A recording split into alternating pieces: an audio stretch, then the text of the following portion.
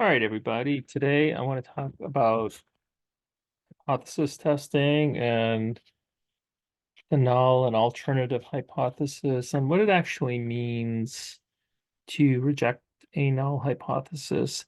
The funny thing about statistics and teaching statistics in particular is that it's really critical that people understand what's going on beyond the the terms, the equations, or just what you see in the textbook. You really need to delve in to get underneath that to really have a true understanding of what's going on. Teaching about p-values, alphas, and hypothesis testing is probably, in my view, the hardest thing you can do in statistics. When you use equations, you just plug in the number. If you put the correct numbers in, you'll get an answer. I mean, that's as simple as it gets. Even doing proofs, those are, of course, much more complicated. But once you understand the math behind it, they're simple. There's a solution. When it comes to hypothesis testing, the abstract nature of this task makes it difficult to communicate. So what I was hoping to do here was create a nice explanation that would make it easier for people to understand. I hope it works. You'll let me know, obviously, if I did a good job or not. So let's use an example. We're talking about null hypothesis significance testing. That's significance testing that relies on an assumption that the null hypothesis is true. Okay, so I'm assuming that you already know what null and alternative hypotheses are, but just in case, the null hypothesis is the hypothesis you seek to reject. So we start with the assumption that we're wrong. The alternative hypothesis is our research hypothesis, the hypothesis we seek to support. So we'll do this through an example. The national population mean, so this is the example written here, the mean and standard deviation for happiness in college sophomores is 170 and 30. Notice how you put the mean first and the standard deviation. Sometimes people do variance, but the standard deviation in the parentheses. LaSalle University researchers collected data on a sample of 36 college sophomores taking Dr. Rodriguez's stats course. The mean standard deviation for happiness in their sample was 180 and 15. Is their sample significantly happier than college sophomores nationwide? So this is a good question, right? You've got happiness among college students nationwide. That's your population. Then you sample from that and you get the sample, and you want to know if your sample is different. Are they happier in general? So we write the null and the alternative hypothesis. So here we have the null hypothesis, the sample mean. That's that x with a bar over it is equal to the population mean mu. Or in this case, the sample mean is larger than the population mean. Question is, what kind of alternative hypothesis did you select and why? Well, this is a directional alternative hypothesis. So that means that we are conducting what's known as a one-tail test. One-tail test looks at one tail of the distribution. This is a normal distribution, and if we look at each side, it looks like it has tails. It's like two dragons facing each other, and there's tails heading in each direction here. And we chose this one because we have data that shows us that the sample mean is objectively larger than the population mean. 180 is greater than 170. So we're going to say our sample mean is greater than the population mean. I'm not going to say I could say the sample mean is not equal to the population mean, but why should I do that when I can specify my direction? And in other videos, you can look up and see why we do that, but it has something to do with power. There's greater power when you do a one tail versus a two tail test. And this is when you don't specify the direction, the difference could be either tail, so that's a two-tail test, but I'll get to that later anyway, I think. So here's a figure. So produce a figure demonstrating the hypothesis, what the hypotheses represent, and this is actually the figure. So here's our sample population mean is 170, and our sample mean is 180. So this figure shows you that we're looking at the difference between the two. So 180 is greater than 170. So we want to know something about this difference. I mean, how far away from our population mean is that difference? Okay, to answer that question regarding the statistical significance of the difference between the two means, we need to calculate probabilities. So we need to ask and answer, what's the probability of a difference this large or larger given the population mean value, right? So given that the population mean value is the true mean, what's the probability that our sample mean is that far away or further from population mean? And we achieve this via standardization. With standardization, we know every single probability between any two values, right?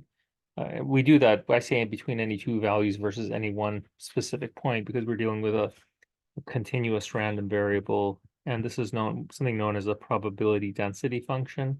So we calculate the area between a probability between 2 points. That's how we get the probability. This area represents probability. So if I were to calculate the area, that would be my probability. So the question is, what is the standardized difference between the sample mean and the population mean? So we do a simple standardization here, where we take this, we call it in this case Z. So Z is equal to the sample mean minus the population mean. So that's the difference, right? But we standardize it. Essentially, we're dividing by the standard deviation, and we're weighting the standard deviation by the sample size. If it was just one individual compared to the population, my sample size would be 1.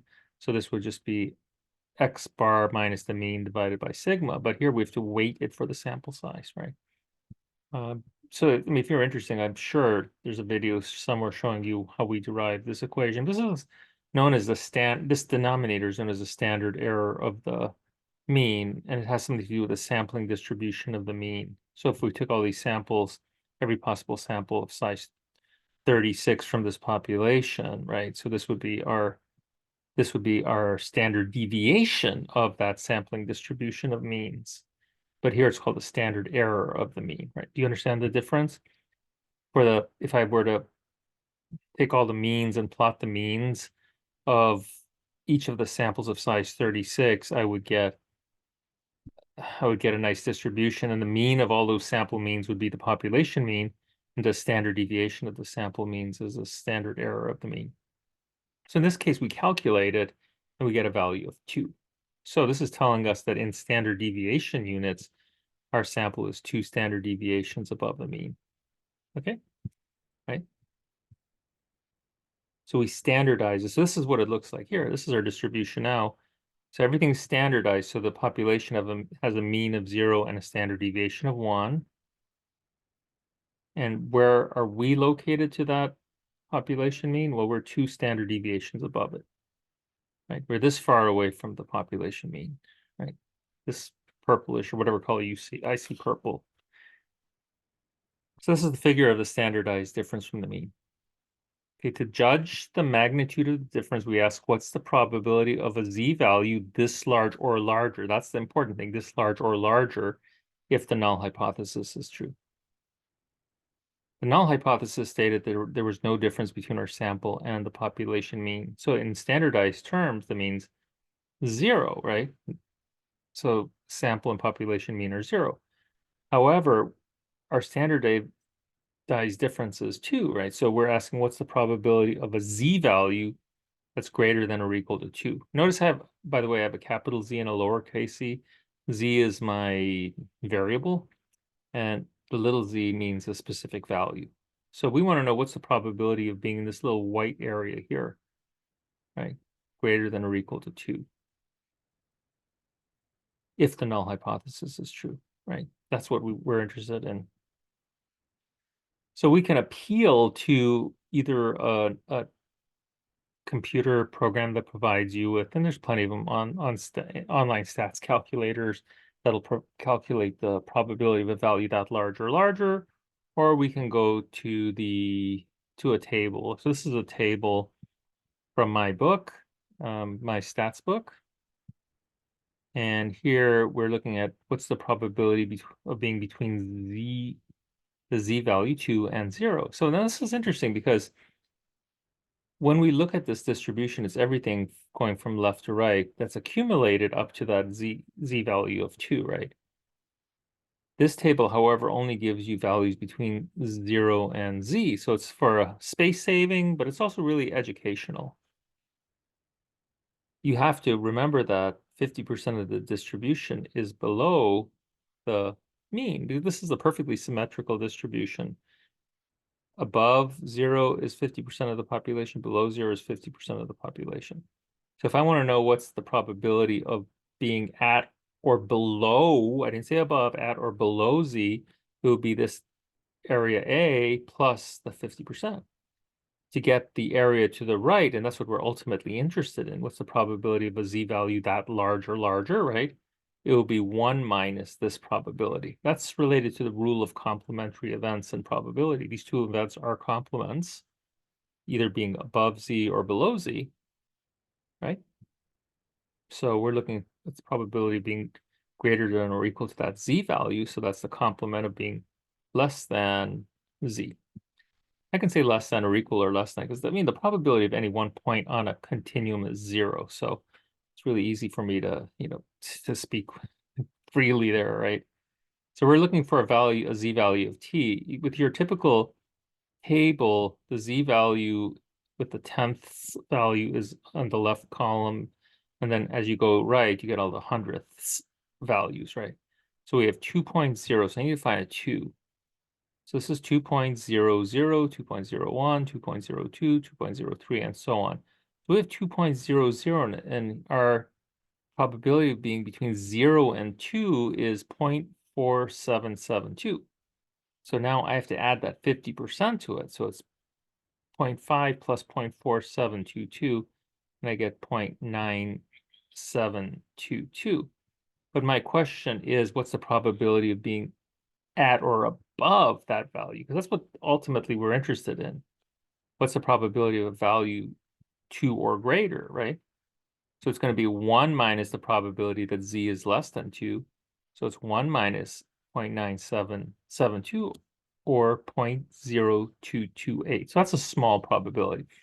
So that's the probability of observing a value this great or greater if the null hypothesis is true. Okay?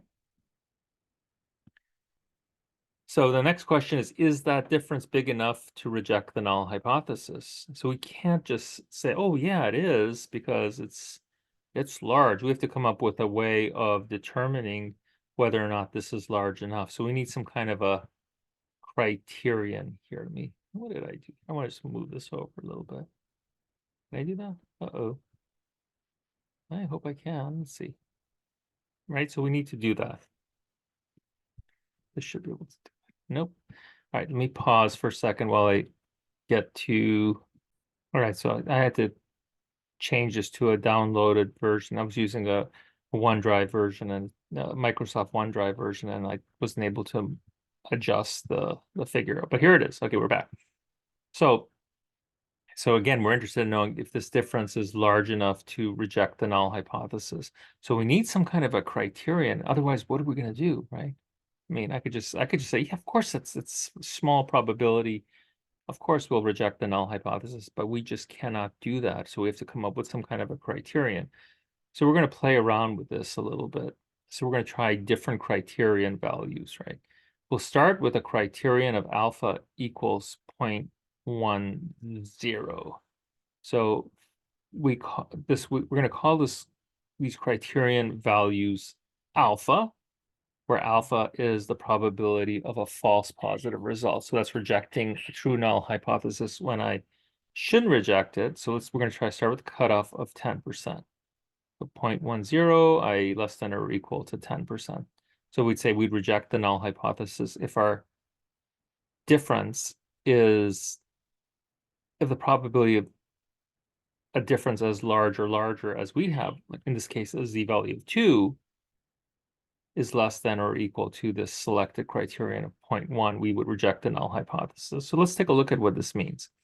So here's our population. Here's our population mean value, standardized, it's 0. If we set our criterion at 0.10, right, that's the upper 10% of the population, right? So we'd consider any z value, calculated z value, with a probability of less than or equal to 0.10 statistically significant. The cutoff value for an alpha of 0.10 is 1.2815, and it's right here. Now we look at our standardized sample mean difference. See it? It's 2.0, right? So this is further away from our sample mean than our criterion value, okay? And given that this purple area represents the upper 10% of our population, you'll notice that our sample mean is way further than that. So it clearly has less than a 10% chance of occurring if our null hypothesis is true. All right. So what does this mean? So I basically stated it, but I'm going to read because I like writing. So let me read what I wrote here. This means to be statistically significant, the probability that the difference between our sample mean and the population mean in standard deviation units would have to be less than or equal to 0.10. In other words, the distance between our sample mean and the population mean in standard deviation units would have to be far enough away from the population mean. And again, our population mean standardizes 0, that the chance of a difference that large or larger would be less than or equal to 10%, assuming the null hypothesis is true. And remember, I always say assuming the null hypothesis is true. So it's interesting that we have our cutoff of 1.285. We see that our z-value is larger than the cutoff. So first of all, it's further away, right? Meaning that it has a smaller probability because that cutoff is for the upper 10% of the population, and our z-value is further away. So we know already it's going to have a probability less than 10%, right? Okay. And we calculated our probability already, a probability of a value of 2 or larger, difference of 2 or larger, right? A z-value of 2 or larger, and we know it's 0.025, and that's less than 10%. So that's one way we would know that we can reject the null hypothesis. There's actually two ways. One is that our calculated z-value is further away from the mean than what we call the critical value is our criterion, right? This is our critical value.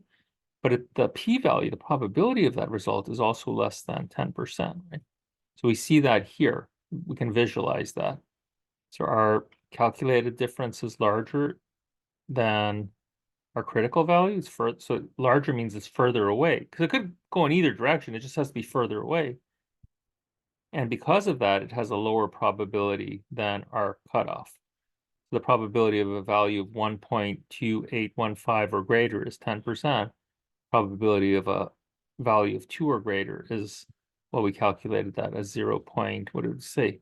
0.025, I think that was what it was. I don't think it was 0.025. I think it was 0.0228, 0.0228, 0.0228. There you go. Right? All right, so let's try a cutoff of 5%. 5% is a very, very popular value, and most not statisticians, but most teachers, most instructors teaching statistics use alpha of 0.05 or 5% chance of a false positive result. Okay, let's take a look at this. Here's again a standard normal distribution with a mean of 0 and a standard deviation of 1. If we set our alpha of 5%, that's going to be the upper 5% of this distribution, right? So any value above this cutoff of 1.645, right, has only a 5% chance of occurring, right?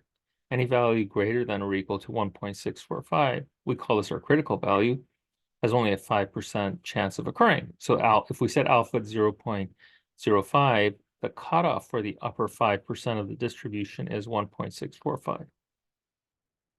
Our calculated value is further to the right. You see that? Further to the right than this cutoff value, okay?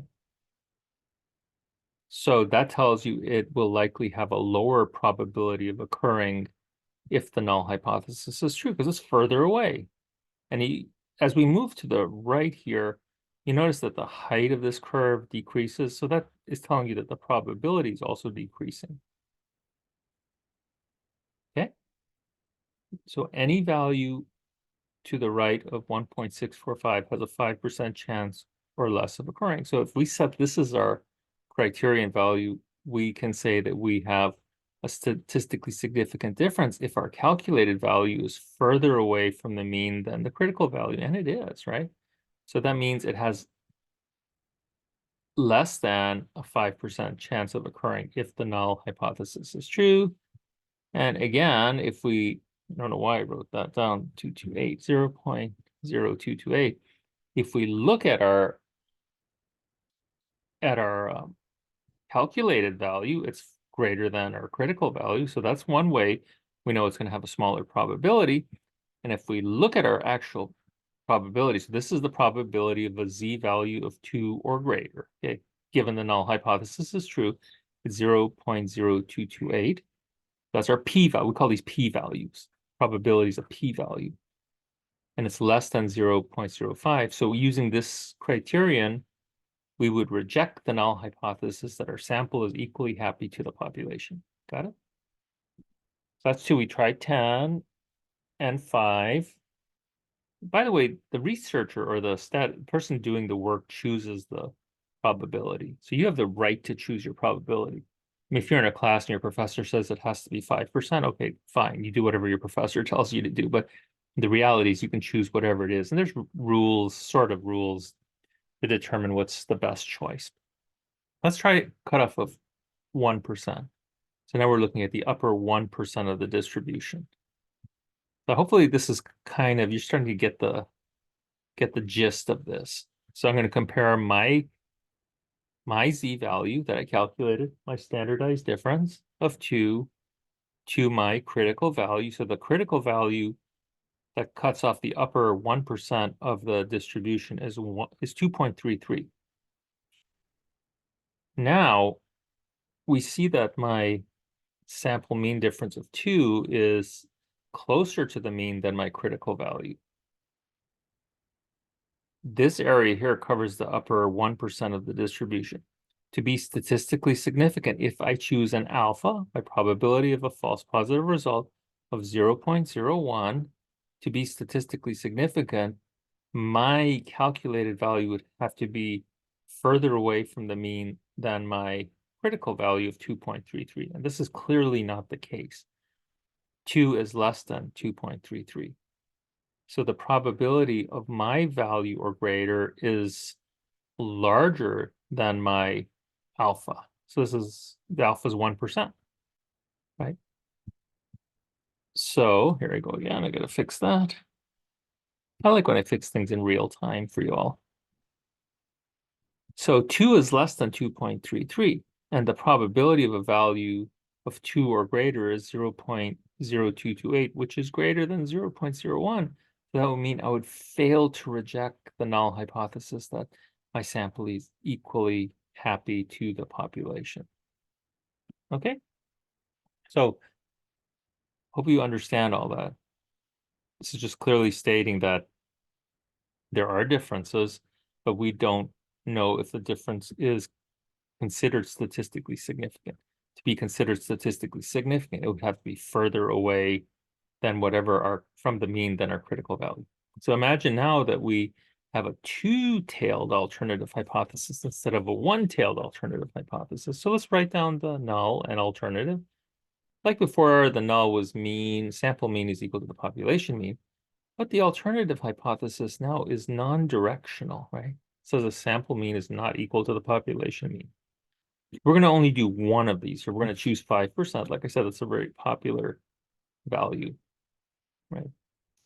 All right, so with a one-tailed test, when alpha was 0.05, it occupied the entire upper 5% of the distribution. However, when we're doing a two-tailed test, which is non-directional, our sample's happiness score can either be, right? It can either be greater than the population mean or less than the population mean. with our alpha set at 5%. Now, once we set it, we don't change it, right? It's set at 5%. We have to divide it in half to fit into the two tails and to remain at 5%, right? And since our distribution is significant, we're going to look at the upper 2.5% of the distribution and the lower 2.5% of the distribution. Okay?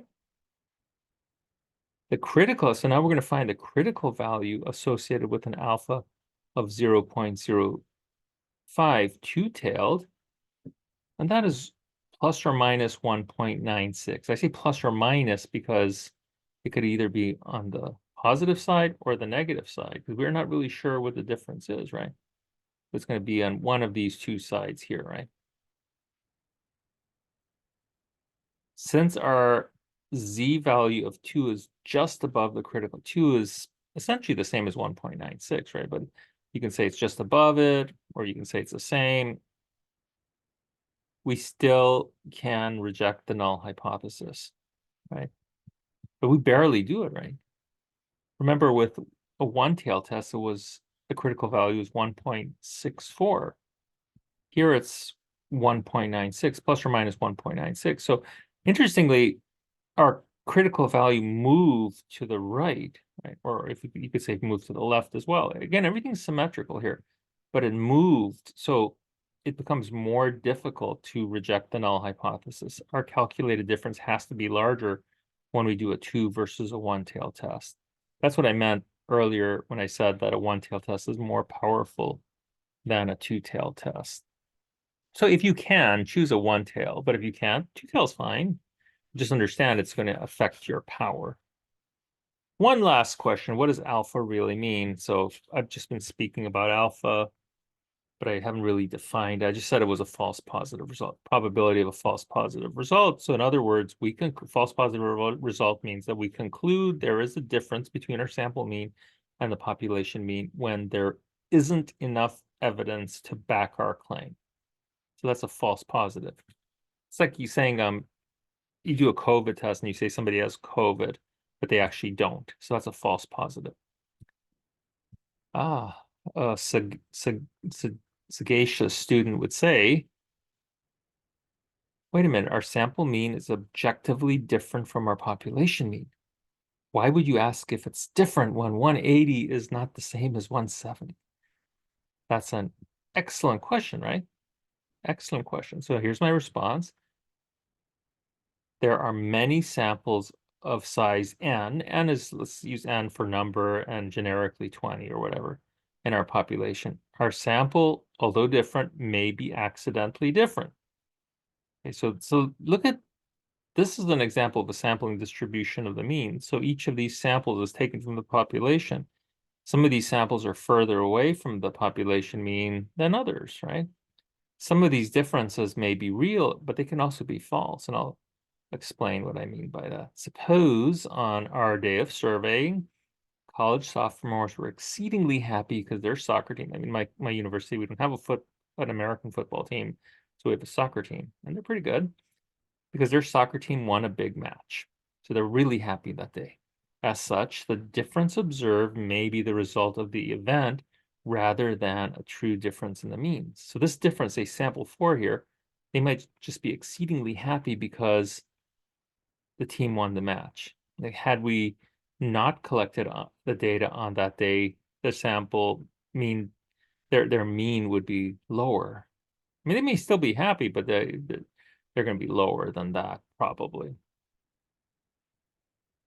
So it's not a true difference then. So if we concluded that their sample mean is different from the population mean, that's a false conclusion, since the difference would not likely exist on any other day. Okay. However, if we set our criterion probability to be small enough, like it was whatever we set it, was alpha of 0.01, alpha of 0.05, whatever, and the standardized difference between their happiness score and the population mean is large enough that the probability of a difference that large or larger is smaller than our criterion, even if we are wrong, the likelihood of a difference that large or larger is tiny, right? So even if we're wrong, that difference is so far that it's really unlikely to happen accidentally. Okay, has a very, very small probability. Certainly, it's much smaller than we would accept for a false positive result. So that's why we say I'm willing to be wrong. And how willing am I to be wrong? I'm willing to be wrong 5% of the time, 10% of the time, or only 1% of the time. As such, we may be wrong, but we are okay since the probability of a difference as large as the one observed is very small. Sometimes it's okay to be wrong. One could also say that such a difference is unlikely to be a chance event. Even given the big soccer win the day before, there would certainly be some effect on happiness, right? On happiness. But a difference this large or larger is highly unlikely to occur by chance alone. So that's why we are really careful in selecting our alpha, and that's why we call our alpha probability of false positive result. So this difference may not be real, but we set our criterion so far away that it's okay to be wrong because that difference is just so far away from our population mean. And that, my friends, is the story of hypothesis testing, null and alternative hypothesis, p-values, the selection of alpha. I think I even threw power in there. Thank you very much. Have a wonderful day, whatever you're doing, and keep studying. Study hard.